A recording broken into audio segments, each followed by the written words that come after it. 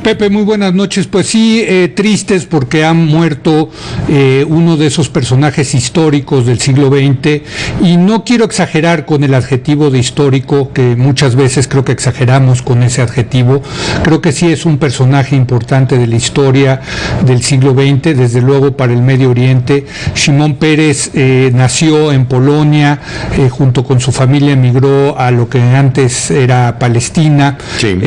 Fue uno de los fundadores del Estado de Israel en 1948, y yo te diría fue uno de los grandes pupilos, quizá el pupilo consentido de David Ben Gurión, el primer ministro, el padre del Estado judío. Correcto.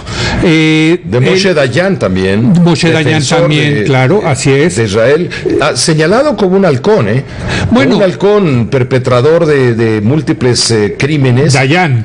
No, Shimon Peres. Shimon Peres está cuando trabajaba en el ejército, en la defensa. Es que es muy interesante la historia de Shimon Peres, porque, mira, él se hizo muy famoso en la guerra del 48, cuando era todavía muy joven, y te digo, era uno de los pupilos de David Ben Gurión, y esa fue la guerra, todos los israelitas dicen, la guerra de independencia fue la guerra más dura de Israel, porque Israel pues era una entelequia en algún sentido, era una invención, todavía no estaba consolidado, era una bola de, pues te diría, de migrantes, muchos de los cuales venían de Europa después de la Segunda Guerra Mundial, hambrientos, sin muchas esperanzas, y en ese momento fue un momento crítico donde pudieron haber perdido la guerra los judíos en el establecimiento del Estado de Israel, y hubo un momento muy crítico en que se quedaron sin armas, o sea, tenían realmente parque para muy pocos días, y Shimon Peres lo mandó Ben Gurión a Francia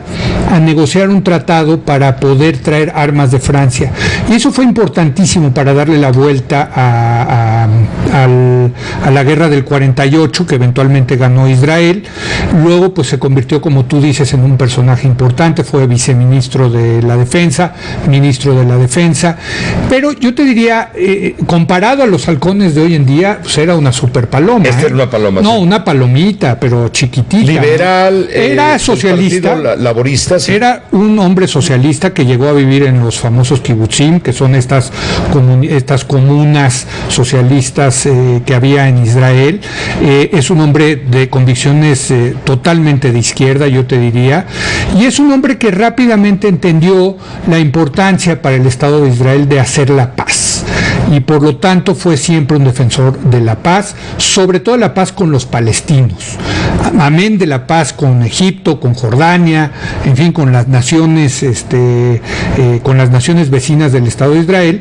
Él tenía muy claro que tenía que haber una solución de Israel con los palestinos, y para eso formó pareja, yo te diría, con quien fue su adversario de siempre, que fue Yitzhak Rabin. Yitzhak Rabin, hay que decirlo, siempre se peleaban estos dos por el liderazgo del Partido Laborista, eran los dos que estaban ahí siempre peleándose, pero acabaron siendo una pareja fabulosa.